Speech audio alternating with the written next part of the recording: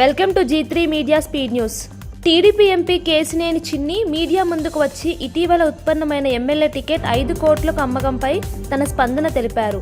ఆయన పేర్కొన్నారు, ఎవరి పిఏకు డబ్బులు ఇచ్చారో నిరూపించాలి. రోజు అబద్ధాలే జీవితంగా నేను మాట్లాడలేను. ఇది మాకు సరిగ్గా తెలుసు. నిర్దిష్టంగా అధిష్టానానికి చెప్పమనండి. అధిష్టానానికి అన్నీ తెలుసు. తిరువూరులో ఏం జరిగిందో అందరికీ తెలుసు. నన్ను అధిష్టానం పిలవలేదు. నేను అల్లరి చిల్లరి బజారు మాటలు మాట్లాడలేను అని కేసినేని చిన్ని అన్నారు.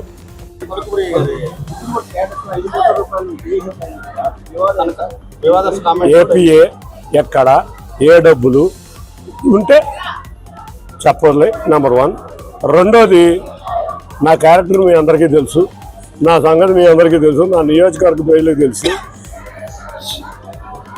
రోజు అబద్ధాలే జీవితంగా నేనైతే మాట్లాడలేదు. Thank you.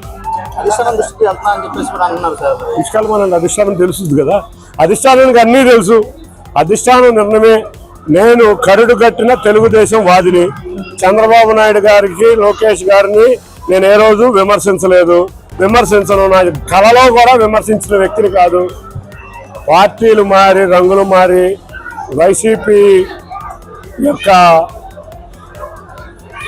వైసీపీ యొక్క డ్రామా రాజకీయాలు నాకు చేతకావు.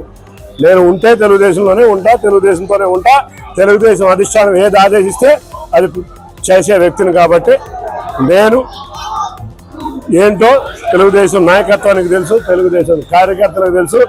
అప్పుడు ఏం జరిగిందో తిరువూరు నియోజకవర్గమే కాదు, విజయవాడ మొత్తానికి కూడా తెలుసు. కాబట్టి ఇవన్నీ నేను చెప్పాల్సిన అవసరం లేదు. ఏదైనా ఉంటే అధిష్టానం చూసుకుంటాను.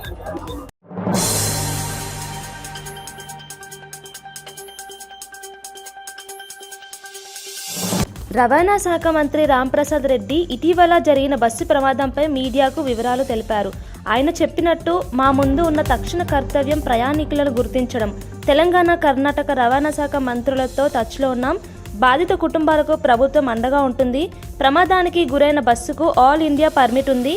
ఏ రాష్ట్రంలో అయినా ఈ బస్సును తిప్పే హక్కు వాళ్లకు ఉంది. ఇప్పుడు మా ముందర ఉన్న తక్షణ కర్తవ్యం ఏంటంటే, ప్యాసింజర్లు ఏ రాష్ట్రానికి చెందిన వాళ్ళు గుర్తించాల్సింది. ముఖ్యమంత్రి గారు ఇప్పుడే టెలికాన్ఫరెన్స్లో మాట్లాడడం జరిగింది. దాంట్లో కూడా ఆయన క్షుణ్ణంగా చెప్పారు. ఈ 2 రాష్ట్రాల ముఖ్యమంత్రులు, కర్ణాటక అలాగే తెలంగాణ ముఖ్యమంత్రులు, ట్రాన్స్పోర్ట్ మినిస్టర్లతో కూడా మాట్లాడమన్నారు. వాళ్ళతో మార్నింగ్ నుంచి మేము టచ్లో ఉన్నాం.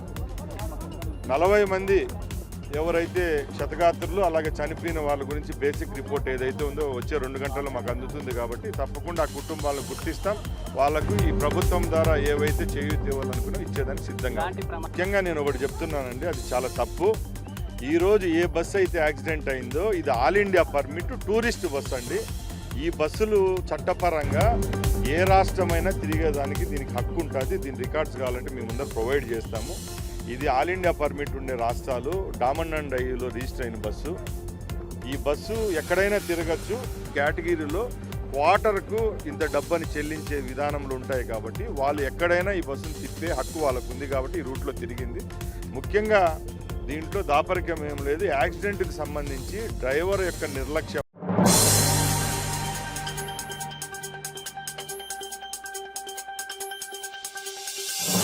రాష్ట్ర స్థాయి అటవీ శాఖ అధికారుల వర్క్షాప్లో గౌరవ ఉప ముఖ్యమంత్రి పవన్ కళ్యాణ్ పాల్గొన్నారు. గన్నవరం మండలం కొండపావులూరులోని NADM సౌత్ క్యాంపస్లో జరిగిన ఈ సమావేశంలో ఆయన అటవీ సంరక్షణ, పర్యావరణ పరిరక్షణ, వన్యప్రాణుల నిర్వహణ వంటి కీలక అంశాలపై అధికారులతో సమీక్ష జరిపారు. భవిష్యత్తు కార్యాచరణ, నూతన ప్రణాళికలపై దిశానిర్దేశం చేసి సుస్థిర అభివృద్ధి లక్ష్యాలను చేరుకోవడానికి చిత్తశుద్ధితో కృషి చేయాలని అధికారులను ప్రేరేపించారు. Who have kindly consented to grace this occasion. We are deeply honored to welcome Sri Konidala Pavan Kalyan Garu, Honorable Deputy Chief Minister of Andhra Pradesh, Minister for Environment, Forest, Science and Technology, Minister for Panchayat Raj, Rural Development and Rural Water Supply, who has kindly consented to inaugurate this 2-day workshop. Sir, welcome sir. I welcome Sri P. Mallikarjun Rao, IFS, retired, advisor to the Government Forest Department, to come on to the dais. I welcome Sri Kantilal Dande, IAS, Principal Secretary to Government, EFST Department. I welcome Dr. P. Chalapati Rao, IFS, Principal Chief Conservator of Forest and Head of the Forest Force. I welcome Srimati Dr. Santipriya Pandey ma'am, IFS, Additional PC of Wildlife, and Sri Rahul Pandey, IFS, Additional PC of FCA.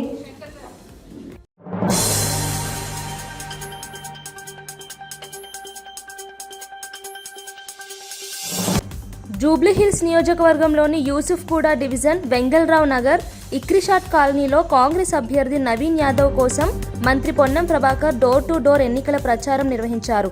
ఈ కార్యక్రమంలో ST corporation chairman Bellaiah Naik, Sanjay Goud సహా ఇతర ముఖ్య నేతలు, కార్యకర్తలు, మహిళలు పాల్గొన్నారు.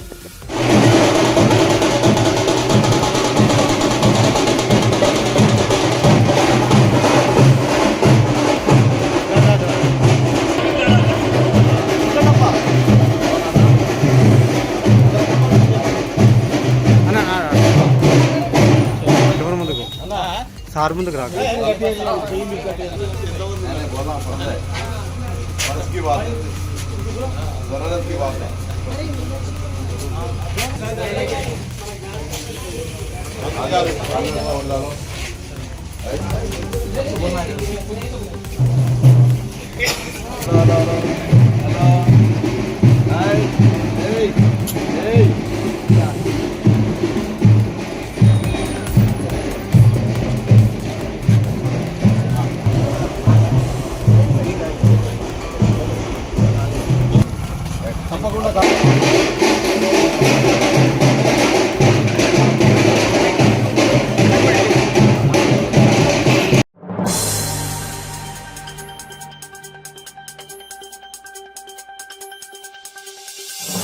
ఆంధ్రప్రదేశ్ను 2047 నాటికి గ్లోబల్ ఎకనామిక్ పవర్ హౌస్గా తీర్చిదిద్దడమే తమ ప్రభుత్వ లక్ష్యమని రాష్ట్ర ఐటీ, ఎలక్ట్రానిక్స్ శాఖ మంత్రి నారా లోకేష్ స్పష్టం చేశారు.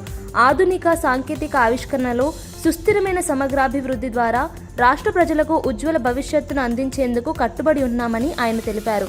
ఆస్ట్రేలియాలోని మెల్బోర్న్లో Australia trade and investment commission ప్రతినిధులతో జరిగిన రౌండ్ టేబుల్ సమావేశంలో ముఖ్య అతిథిగా పాల్గొని ప్రసంగించిన లోకేష్, సీఎం చంద్రబాబు దార్శనిక నాయకత్వంలో ఏపీ అభివృద్ధి పథంలో దూసుకెళ్తోందని వివరించారు.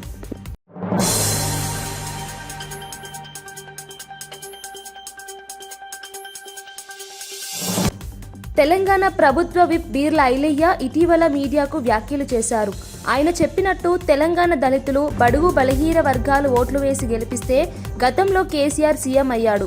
కుంభకర్ణుడు 6 నెలలు తిని 6 నెలలు నిద్రపోయినట్లు కేసీఆర్ రాజకీయం ఉంది. ఫామ్ హౌస్లో చెట్టు కింద హాయిగా కూర్చున్న కేసీఆర్ పనిచేస్తున్న మా ముఖ్యమంత్రి పైన పడి ఏడుస్తున్నాడు. కనీసం పార్టీ ఆఫీసుకు కూడా రాకుండా నాయకులనే ఫామ్ హౌస్కు పిలిపించుకుంటున్నాడు అని బీర్ల ఐలయ్య పేర్కొన్నారు. తెలంగాణ ద్వారా మాజీ ముఖ్యమంత్రి నిన్న కాంగ్రెస్ పార్టీ జూబ్లీహిల్స్ అభ్యర్థి నవీన్ యాదవ్పై చేసిన వ్యాఖ్యను తీవ్రంగా ఖండిస్తున్నాం. ఈ తెలంగాణ దొరకు Telangana SC, ST, minority, BC ప్రజలంతా 2 దఫాలుగా ఓట్లేసి ముఖ్యమంత్రిని చేస్తే తెలంగాణ ఉన్నటువంటి ఎస్సీ, ఎస్టీ, మైనార్టీ, బీసీలతో ముఖ్యమంత్రి అయి తెలంగాణ ప్రజలకు ఒరిగబెట్టింది లేదు. తెలంగాణను సర్వనాశనం చేసి ఒక దొరపాలన చేసినటువంటి కేసీఆర్కు తెలంగాణ ప్రజలు బుద్ధి చెప్పి ఫామ్ హౌస్లో కూర్చున్నా ఇంకా దొర అహంకారం తగ్గలేదు. ఫామ్ హౌస్లో కుంభకర్ణం లెక్క 6 నెలలు తిని 6 నెలలు పడినట్టుగా చెట్టు కూర్చేసుకొని కూర్చొని ఫామ్ హౌస్ నుంచే ఇలా పరిపాలన, ఆయన పార్టీ పరిపాలన నడిపిస్తున్నాడు. కనీసం వాళ్ళ పార్టీ ఆఫీస్కి వచ్చి చర్చ చేసే దిక్కు దివ్వాలి లేదు.